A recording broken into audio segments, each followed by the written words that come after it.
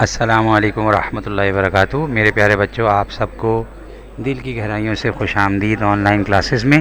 بیٹا آج ہم جماعت چہارم مضمون اردو میں صبر رحمت عالم کا جو بقیہ سبق کا حصہ ہے، انشاءاللہ میں اس کی بلند خوانی کروں گا انشاءاللہ۔ تو آپ نے میرے تلفظ پہ غور کرنا ہے، میرے لب و لہجے پہ غور کرنا ہے۔ جو الفاظ آپ کو مشکل لگ رہے ہیں ان کو آلریڈی آپ خط کشیدہ کر چکے ہوں گے، نہیں کیا تو اپنے ہاتھ میں بلو کلر پینسل لے کے اس کو خط کشیدہ کرتے جائیے، اور اس کو سن سکتے ہیں آپ کہ میں نے اس کو کس طرح پڑھا۔ اب ہم نیکسٹ سلائیڈ کی طرف بڑھ رہے ہیں انشاءاللہ۔ آپ تمام بچوں نے مکمل توجہ کے ساتھ ابھی فی الوقت صفحہ نمبر 6 پہ رہنا ہے، اس کے بعد ہم اگلی سلائیڈ میں صفحہ نمبر 7 پہ جائیں گے، سلائیڈ نمبر 3 پر۔ جزاکم اللہ خیر۔ پوری مکمل توجہ سے بک میں ہی دیکھیے اور شہادت والی انگلی میں رکھے۔ اچھا میرے پیارے عزیز طلباء، آج ہم صفحہ نمبر 6 پر جو ہمارا چوتھا اقتباس ہے، پیراگراف ہے، ہم وہاں سے شروع کر رہے ہیں۔ اسکرین پہ تھوڑا سا لائٹ شو ہو رہا ہوگا، تو بیٹا آپ لوگ اپنی کتابیں کھول لیجئے اور اس میں یہ دیکھیے میں کیا پڑھنے جا رہا ہوں۔ میں دعاؤں کا اہتمام کے بعد شروع کر رہا ہوں۔ بسم اللہ الرحمن الرحیم۔ الحمدللہ رب العالمین، جزا اللہ عنا محمد ما هو اہلہ، لا حول ولا قوة الا باللہ، لا الہ الا انت سبحانک انی کنت من الظالمین، ربی زدنی علما۔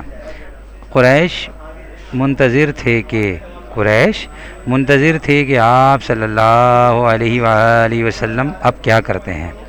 قریش منتظر تھے، یعنی اس انتظار میں تھے کہ آپ صلی اللہ علیہ وآلہ وسلم اب کیا کرتے ہیں۔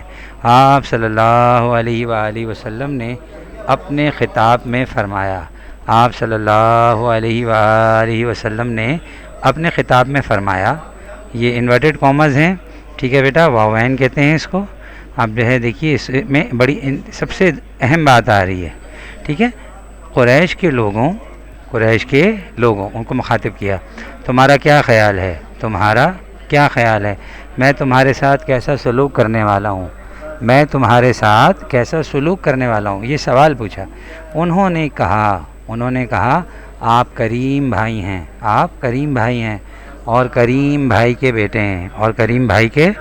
بیٹے ہیں، یہ ان کی صفت بیان کی جا رہی ہے، آپ صلی اللہ علیہ وسلم کے والد محترم کی اور آپ صلی اللہ علیہ وسلم کی، مطلب آپ کے اندر جو خوبی ہے کہ آپ کریم ہیں، یہ بات کہنا مقصد تھا۔ اب اگلے اقتباس کی طرف ہم آ رہے ہیں۔ آپ صلی اللہ علیہ وآلہ وسلم نے فرمایا، میں تم سے وہی بات کہہ رہا ہوں جو حضرت یوسف علیہ السلام نے اپنے بھائیوں سے کہی تھی۔ یہ ایک نبی ہیں اللہ کے جو انتہائی حسین تھے، کہ آج تم پر کوئی سرزنش نہیں، جاؤ تم سب آزاد ہو۔ اب ہم نیکسٹ سلائیڈ کی طرف انشاءاللہ بڑھ رہے ہیں۔ اچھا پیارے طلباء، اب ہم سلائیڈ نمبر 3 پر موجود ہیں میرے پیارے بچوں۔ اس میں ہم صفحہ نمبر 6 کی آخری لائن پڑھنے کے بعد صفحہ نمبر 7 پر انشاءاللہ پہنچ جائیں گے۔ اس موقع پر بیعت کے لیے ابو سفیان کی بیوی ہندہ بھیس بدل کر آئیں۔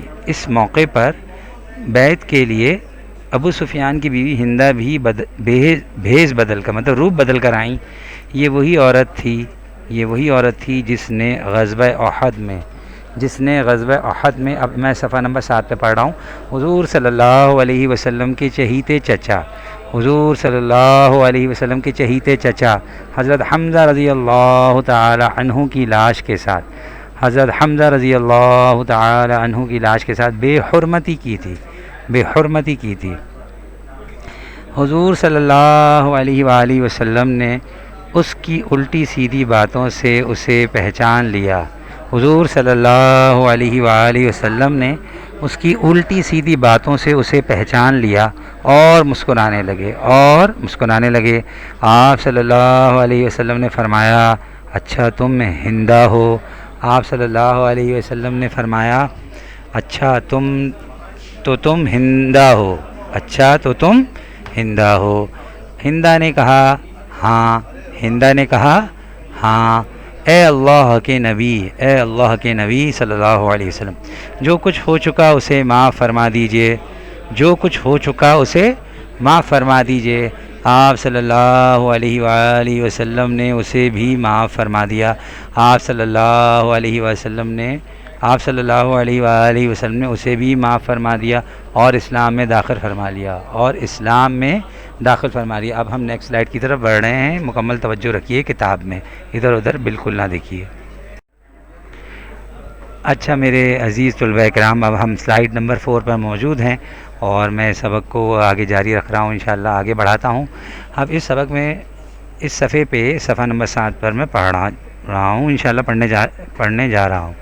آپ صلی اللہ علیہ وآلہ وسلم نے اسلام اور مسلمانوں کو مٹانے کے لیے آپ صلی اللہ علیہ وسلم نے اسلام اور مسلمانوں کو مٹانے کے لیے در پہ رہنے والوں کو، جن کی حیثیت اب غلاموں جیسی تھی، آپ صلی اللہ علیہ وآلہ وسلم نے اسلام اور مسلمانوں کو مٹانے کے لیے در پہ رہنے والوں کو، جن کی حیثیت اب غلاموں جیسی تھی، معاف کر دیا، انہیں معاف کر دیا اور ان کے خلاف کوئی انتقامی کارروائی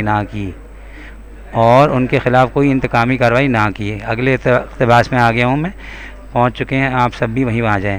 آپ صلی اللہ علیہ وآلہ وسلم انسانوں کے ساتھ ہی نہیں، آپ صلی اللہ علیہ وآلہ وسلم انسانوں کے ساتھ ہی نہیں، حیوانات کے ساتھ بھی، حیوانات مطلب جانوروں کے ساتھ بھی رحم کا معاملہ فرماتے تھے۔ آپ صلی اللہ علیہ وآلہ وسلم نے اونٹ کے گلے میں قلادہ لٹکانے سے روک دیا۔ آپ صلی اللہ علیہ وآلہ وسلم نے اونٹ کے گلے میں قلادہ لٹکانے سے روک دیا، جانوروں کو باہم لڑانا ناجائز قرار دے دیا۔ جانوروں کو باہم لڑانا، یہ جو جانور کی لڑائیاں ہوتی ہیں نا، مرغے لڑ رہے ہیں فلاں، یعنی جانور لڑ رہے ہیں، اونٹوں کی لڑائی ہو رہی ہے، گھوڑوں کی، یہ منع فرما دیا۔ جانوروں کو باہم لڑانا ناجائز قرار دیا۔ عرب میں ایک دستور تھا، یعنی روایت تھی کہ جانور کو باندھ کر تیر اندازی کی مشق کی جاتی تھی، تیر اندازی کی پریکٹس کی جاتی تھی، تیر اندازی کی مشق کی جاتی تھی۔ آپ صلی اللہ علیہ وآلہ وسلم نے سختی سے اس سے منع فرما دیا۔ آپ صلی اللہ علیہ وسلم نے سختی سے اس سے منع فرما دیا۔ ایک مرتبہ ایک گدھے کے چہرے کو داغدار دیکھا تو فرمایا، جس نے اس کا چہرہ داغدار کیا، اس پر خدا کی لعنت ہے، یعنی وہ اللہ کی رحمت سے دور ہے۔ ہم نیکسٹ ایڈ کی طرف بڑھ رہے ہیں انشاءاللہ۔ پیارے عزیز طلباء، اب جو ہے ہم سبق کی آخر 2 اقتباس کو انشاءاللہ پڑھیں گے۔ آپ مکمل توجہ رکھیے اور اس کو مکمل خوش دلی سے اپنی جو ہے قومی زبان کو سیکھیے، سمجھیے، لوگوں کو سکھائیے۔ جب آپ کے دلوں میں اور دماغ میں اس کی اہمیت ہوگی، سچی محبت ہوگی اور اللہ نے اس کو کیا مقام دیا ہے اس کو پہچانیں گے، تو انشاءاللہ پھر سیکھنا بھی آسان ہے، سکھانا بھی آسان ہے، آگے بڑھنا بھی آسان ہے۔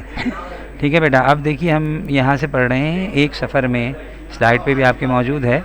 ٹھیک ہے بیٹا، ایک سفر میں ایک مقام پر ٹھہرے، ایک سفر میں ایک مقام پر ٹھہرے، مطلب آپ صلی اللہ علیہ وسلم کا ٹھہرنا ہوا۔ وہاں پر ایک پرندے نے انڈا دیا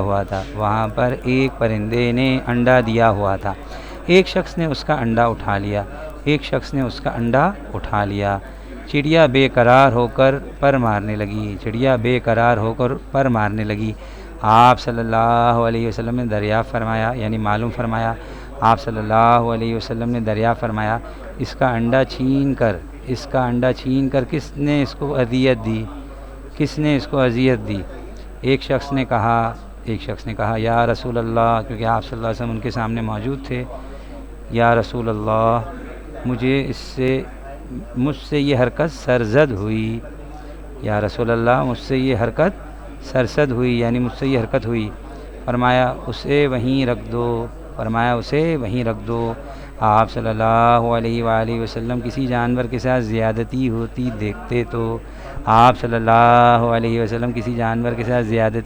دیکھتے تو لوگوں سے فرماتے، ان بے زبانوں کے متعلق اللہ تعالیٰ سے ڈرو۔ میں امید کرتا ہوں کہ آپ کو میرا انداز بلند خوانی پسند آیا ہوگا اور نئے لفظوں کو اور مشکل لفظوں کو کیسے پڑھنا ہے اس کا تلفظ بھی سمجھ آیا ہوگا۔ آپ سب سے دعاؤں کی درخواست ہے، اور میں نیکسٹ ایڈ میں آپ کو گھر کا کام یعنی تفویض کار بتلانے جا رہا ہوں، اس کو غور سے سنیے اور سمجھیے۔ اچھا میرے پیارے عزیز طلباء، آپ جو ہے اسکرین پہ جو ہے وہ ملاحظہ کر رہے ہیں بیٹا کہ لفظ لکھا ہے تفویض کار. تفویض کار کے معنی یعنی گھر کا کام. آپ لوگوں نے کرنا یہ ہے کہ اپنی درسی کتاب میں سوال نمبر 1 2 3 4 سوال نمبر 1 تا 4 جو ہے ان چاروں سوالوں کے جواب صرف تلاش کرنے ہیں از خود، کسی سے ہیلپ نہیں لینی ہے. اور آن لائن کلاسز میں پھر میں جو ہے آپ سب کو موقع دوں گا، سوال کو 2 مرتبہ پڑھنے کے بعد کیجیے، کون جواب دے گا وہ ہاتھ اپنا ریز کرے گا. انشاءاللہ جن کو اللہ کے حکم سے موقع ملے گا آگے بڑھتے ہیں. اب میں اجازت چاہتا ہوں. جزاکم اللہ خیرہ. السلام علیکم ورحمۃ اللہ وبرکاتہ. دعاؤں کی درخواست ہے آپ سب سے.